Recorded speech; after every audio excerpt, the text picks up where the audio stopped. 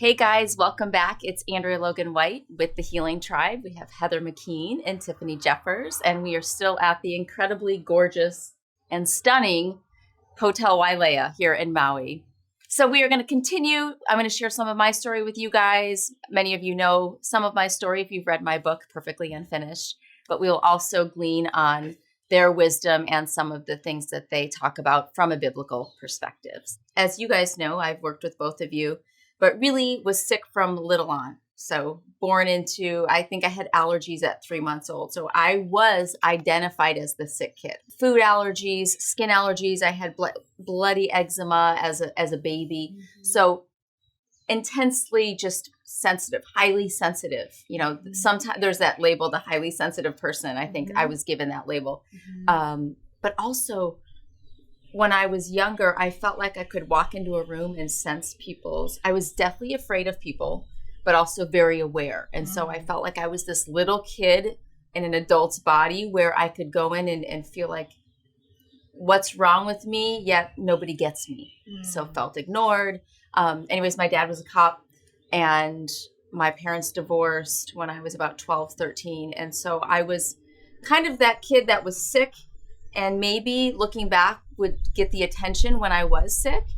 And then when they got a divorce is when the depression, the anxiety really set in. So I threatened suicide. And then eventually my mom had moved away and I kind of was on my own and raised myself. But the depression, the anxiety, the insecurity, all of the self-destructive, addictive type behaviors set in.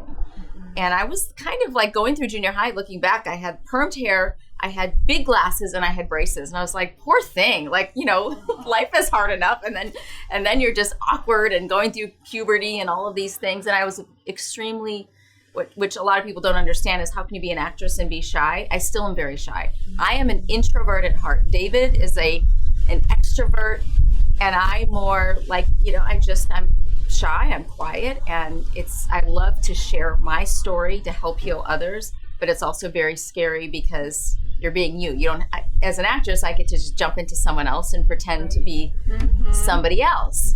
It's very uncomfortable to be Andrea. I don't ever thoroughly enjoy that because then you have to actually sit with your stuff. Right. And that's so much of the process and the journey of just our faith and becoming a believer. So all that to say, I got to under 80 pounds. So when I was a senior in high school, I lost about 20 pounds. I was a huge athlete, club volleyball, basketball, volleyball, soccer, softball, and cheerleader. So with that, throughout high school, I played most of those sports. Grew up outside of Chicago, 2 brothers, but always felt like something was wrong with me. I never felt like I fit in.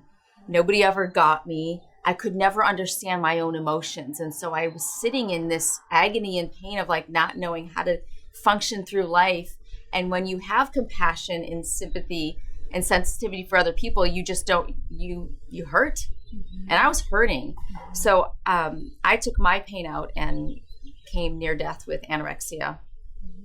Fast forward to my journey of getting radically saved, getting married at a younger age, and thinking, okay, I'm saved.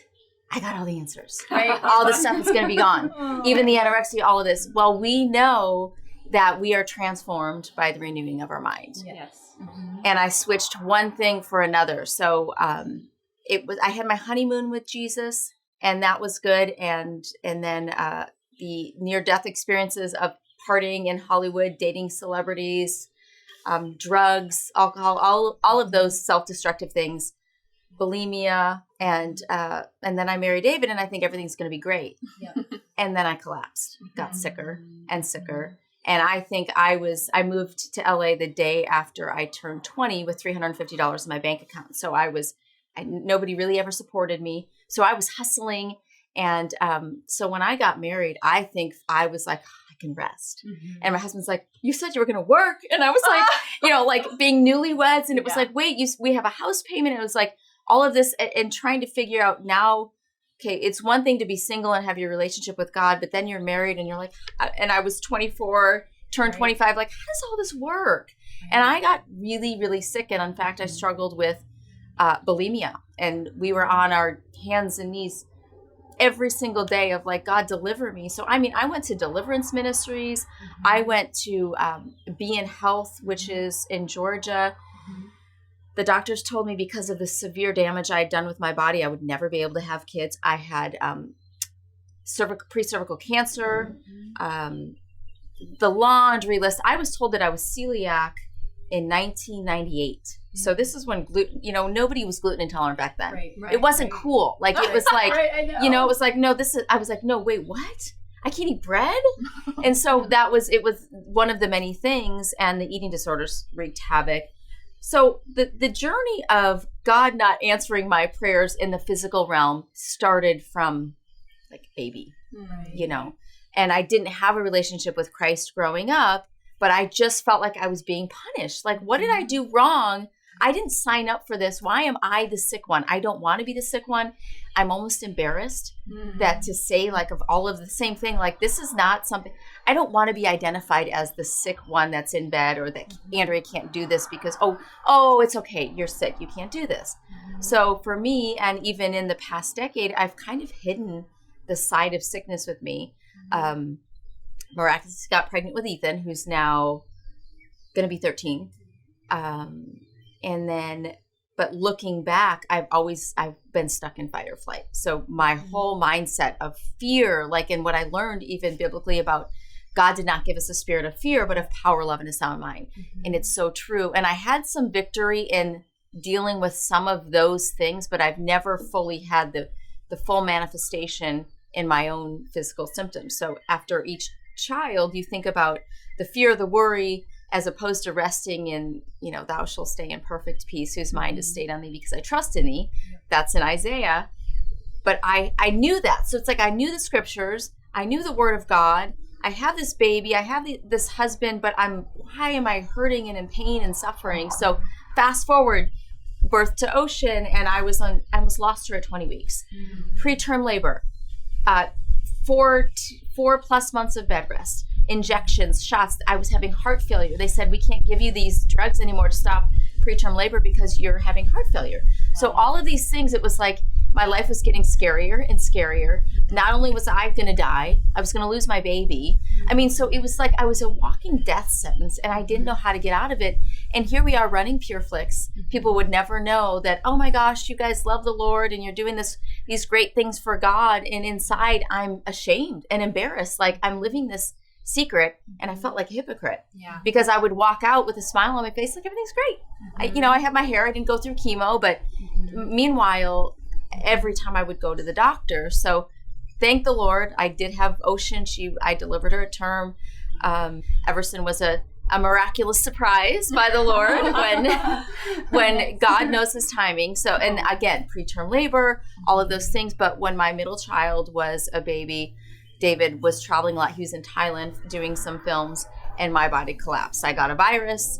I had chronic pain. The left side of my body went numb. They thought I had MS. So I went through the whole gamut of MRIs and fibromyalgia and the migraines. And so really when I was about, this was in 2010, 11, is when all systems went down. They just all crashed.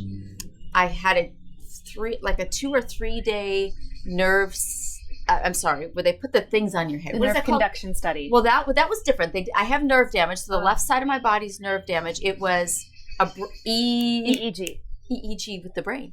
And they said, and this was just a couple years ago, you guys. They said, well, you have epileptiforms. You have extra alpha waves. You need to go on, what is the really bad seizure medicine? The anti-seizure medicine. It was a really, really, really bad one. So I never even went on it. So the one thing is I might have, and still some have these diagnoses, but I refuse to be drugged. And really, I'm trying to raise kids and figure all this out. But yet every medicine I've ever tried, I've had side effects and in bed longer and more. So fibromyalgia, Lyme disease, hyperthyroidism. Oh, a genetic disease called porphyria, where you don't something with your iron. And if you look it up, it's like a vampire disease, literally. It's like so bizarre. Somehow that's in there. I have the MTHFR, so I don't metabolize vitamins, folic acid. I don't absorb. Leaky gut. I had the nerve damage, anxiety, depression. hypothyroidism, POTS. That's kind of how I think I found you. Anorexia, bulimia, addictions, food addictions, caffeine addiction, like a lot of addictions, a lot of self-sabotaging mindsets. And I think over total, I had 100 diagnoses. I don't want to bore you guys. But the story is, and I met you guys, is because I did a lot of neuroplasticity. So I, at the end of the day, was going to the Lyme disease doctor. He had me on all of these protocols, the IV drips, the vitamin C. Mind you, they're $250 to $500 a drip. He then had me on antibiotics, and it throws your mind, because we know, and I'm sure you guys know this, that do you know that your gut has more serotonin receptors than your brain? So when I realized that, most people, most of the world, ADD, anxiety, depression, how important it is that our gut is healthy and strong. I mean, I still have a long ways to go, but that alone, that God makes our mind and our body and our gut all connected, is fascinating.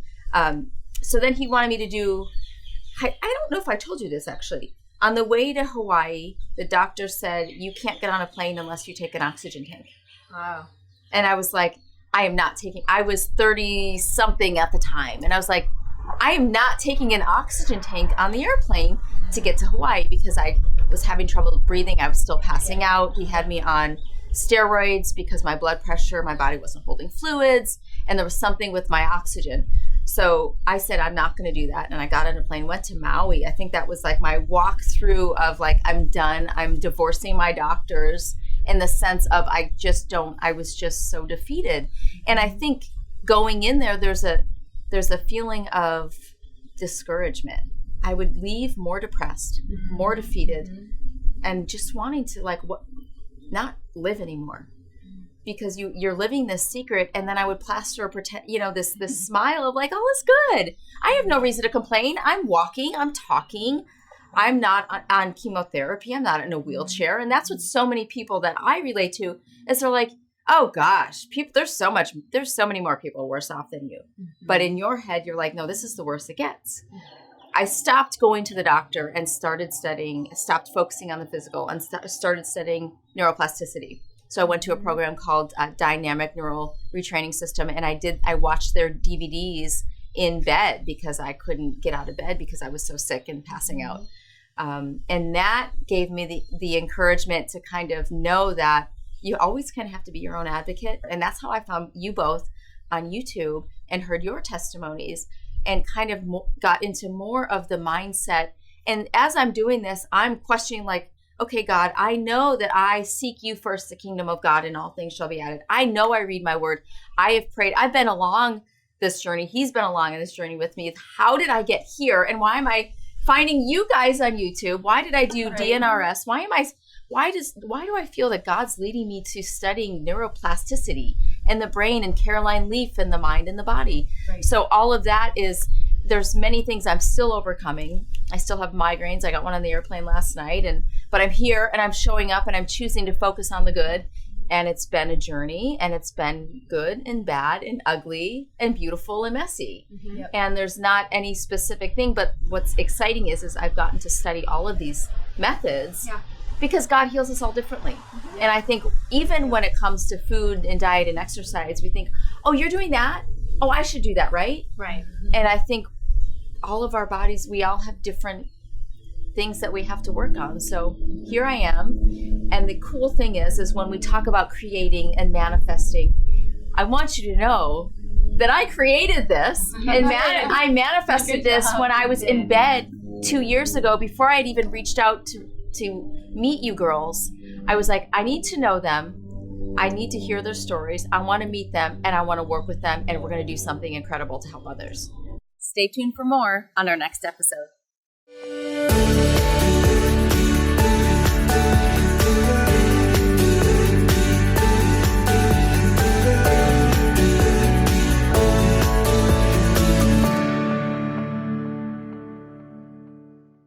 With over 10,000 titles, it would be impossible for us to show you everything on pureflix.com. But let's give it a shot.